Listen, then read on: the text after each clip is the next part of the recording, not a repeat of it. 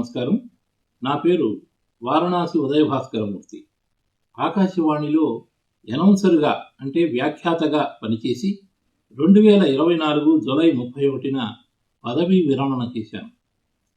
ఆకాశవాణి 90 వసంతాల వేడుకల్ని జరుపుకుంటున్న ఈ శుభ తరుణంలో నేను కూడా ఆకాశవాణిలో భాగస్వామిని అని తెలుపుకుంటూ ఆకాశవాణితో నాకున్నటువంటి బంధాన్ని, అనుబంధాన్ని, నేను పొందిన అనుభూతుల్ని మీతో పంచుకోవటానికి ఆనందిస్తున్నాను. అసలు ఆకాశవాణిలో నేను చేరకముందు హైదరాబాద్ ఆకాశవాణి కళాకారుడిగా నాకు ఒక మంచి అవకాశాన్ని ఇచ్చింది. యువవాణి విభాగంలో ఏకపాత్రలు చేశాను. ఛత్రపతి శివాజీ తొలిసారిగా చేసినటువంటి ఏకపాత్రాభినయం. ఆ తరువాత వారు భక్తరామదాసు, గిరీశం ఏకపాత్రని కూడా అభినయించమని అడగటంతో ఆ కార్యక్రమాన్ని కూడా సమర్పించడం జరిగింది. ఆ తరువాత కొన్నాళ్ళు తాత్కాలిక విధానంలో యువవాణి విభాగంలో వ్యాఖ్యాతగా కూడా పనిచేసే అదృష్టాన్ని ఆకాశవాణి హైదరాబాద్ కేంద్రం నాకు కల్పించింది. రేడియోపై మక్కువతో 1992 జూలై 20వ తేదీన ఆకాశవాణి ఆదిలాబాద్ కేంద్రంలో శాశ్వత ప్రాతిపదికన ఉద్యోగిగా చేరాను.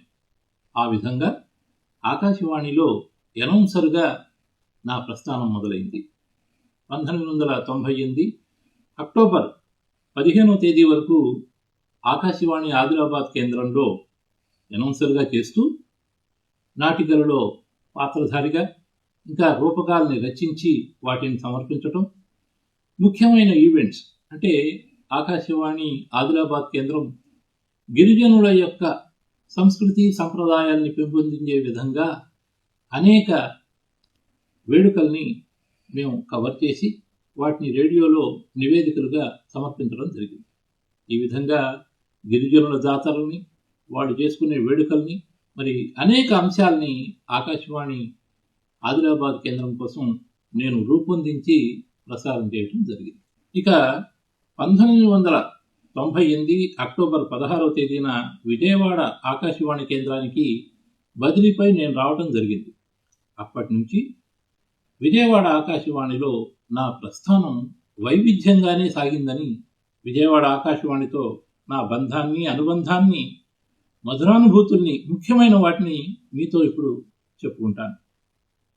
విజయవాడ ఆకాశవాణిలో వ్యాఖ్యాతగా చేస్తూనే నటుడిగా, నాటక నిర్వాహకుడిగా, రూపక రచయితగా, సమర్పకుడిగా, పరిచయకర్తగా, వ్యాఖ్యాతగా అనేక కార్యక్రమాల్ని సమర్పించాను. విజయవాడలో నేను చేరేటప్పటికీ ప్రయాగ వేదవతి గారు డైరెక్టర్గా ఉన్నారు. నాతో దాదాపు 20 సంవత్సరాలు ఉభయ కుశలోపరి శీర్షికతో శ్రోతల ఉత్తరాలు చదివే భాగ్యాన్ని కల్పించిన ఘనత ప్రయాగ వేదవతి గారిదే. నాకు ఎంతో పేరు తెచ్చిన ఈనాటి ఆ పాట అనే కార్యక్రమం, సినిమా పాటలతో కూర్చి సమర్పించిన కార్యక్రమం అది. వేదవతి గారి అనుమతి, ఆలోచనతో నేను చేసిన కార్యక్రమం అది. ఇక విజయవాడ ఏ కేంద్రంలో తొలిసారిగా సినిమా పాటలతో శ్రోతల భాగస్వామ్యంతో వారి కోరికపై, శ్రోతల కోరికపై లైవ్ ఫోన్ ఇన్ కార్యక్రమం కల్పలత అనే పేరుతో ప్రారంభించే అవకాశం కూడా మేడం గారు నాకు కల్పించారు. ఇక విజయవాడ ఆకాశవాణిలో రేడియో నటుడిగా 300కు పైగా నాటకాల్లో వివిధ పాత్రల్ని అభినయించాను. ఎన్నో సాంఘిక, పౌరాణిక, చారిత్రక నాటకాలని నిర్వహించే అవకాశం విజయవాడ ఆకాశవాణి నాకు కల్పించింది. ముఖ్యంగా ప్రతాపరుద్రీయం చారిత్రాత్మక నాటకాన్ని బందా కనకలింగేశ్వరరావు గారు ఒకప్పుడు విజయవాడ కేంద్రంలో నిర్వహించారు. ఆ తర్వాత అదే నాటకాన్ని నేను నిర్వహించే భాగ్యం నాకు దక్కింది. అలాగే లంకాయణం, చీకటి దీపాలు, సంపద వంటి నాటకాలు నాకు ఎంతో పేరు ప్రఖ్యాతులను తెచ్చిపెట్టాయి. సినీ గీత రచయితలు వేటూరి సుందరరామూర్తి గారు, జొన్నవిత్తుల, శివగణి, వెన్నెల గంటి వీళ్లతో పరిచయ కార్యక్రమాలను నిర్వహించాను.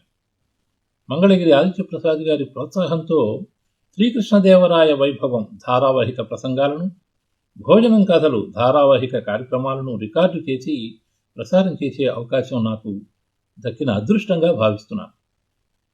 నా రేడియో జీవన ప్రస్థానంలో మరచిపోలేని మధురానుభూతుల్ని మిగిల్చినవి పుష్కరాల కవరేజీలు. 2 సార్లు కృష్ణా పుష్కరాలను, 2 సార్లు గోదావరి పుష్కరాలను కవర్ చేశాను. పుష్కరాల సందర్భంగా ఎన్నో దేవాలయాల విశేషాలను, పుష్కర సమాచారాన్ని, భక్తులకు ఉన్నటువంటి సౌకర్యాలను ఏ రోజుకా రోజు రేడియో శ్రోతలకు అందించగలిగాను. ఈ విషయంలో సంచాలకులు కృష్ణకుమారి గారు, అలాగే చలపతిరావు గారు అందించిన ప్రోత్సాహం నేను మరువలేను. రాష్ట్ర ప్రభుత్వం నిర్వహించిన గణతంత్ర దినోత్సవాలపై ప్రత్యక్ష వ్యాఖ్యానం చేయటం జరిగింది. ఆంధ్రప్రదేశ్ ప్రభుత్వం మంత్రివర్గ ప్రమాణ స్వీకారోత్సవంపై ప్రత్యక్ష వ్యాఖ్యానం చేసే అరుదైన అవకాశం కూడా దక్కించుకోగలిగాను. ఆకాశవాణి ఆహూతుల సమక్షంలో ఎన్నో కార్యక్రమాల్ని నిర్వహిస్తూ ఉంటుంది. అలా విజయవాడ ఆకాశవాణి కేంద్రం అనేక ప్రాంతాలలో, గుంటూరు, విజయవాడ, భీమవరం, కావలి ఇలాంటి ప్రాంతాల్లో అనేక కార్యక్రమాలను నిర్వహిస్తే ఆహూతుల సమక్షంలో ఆ కార్యక్రమాల్లో నేను వ్యాఖ్యాతగా పాల్గొన్నాను.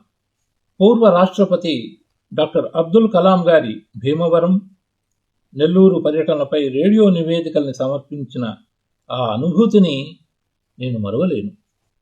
జలం రక్షతి రక్షితం, భూతగీత అనే సంగీత రూపకాల్ని నేను రూపొందించి వాటిని ఆకాశవాణి జాతీయ పోటీలకు పంపే స్థాయిలో అవి ఎన్నికవటం జరిగింది. ఇక జీవధార, అమ్మలగన్న అమ్మ కనకదుర్గమ్మ, దివిసీమ శ్రీకాకుళం, రైతు నేస్తం, రైతుకు వరం, ప్రకృతి వ్యవసాయం ఇలా అనేక సందర్భాలలో డాక్యుమెంటరీ రూపకాలను రూపొందించి ప్రసారం చేయటం జరిగింది. అలాగే ప్రకృతి సూక్తం సృజనాత్మక రూపకం కూడా నాకు పేరు తెచ్చిన రూపకాల్లో ఒకటి.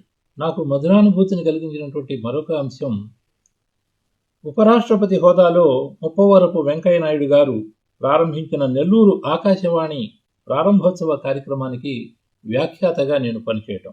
అమ్మలా ఆదరించిన ఆకాశవాణితో నా బంధం మరువలేనిది. ఆకాశవాణి 90 సంవత్సరాలు పూర్తి చేసుకుని వేడుకల్ని దేశవ్యాప్తంగా ఘనంగా జరుపుకుంటున్న ఈ సందర్భంగా అందరికీ కూడా శుభాకాంక్షలు.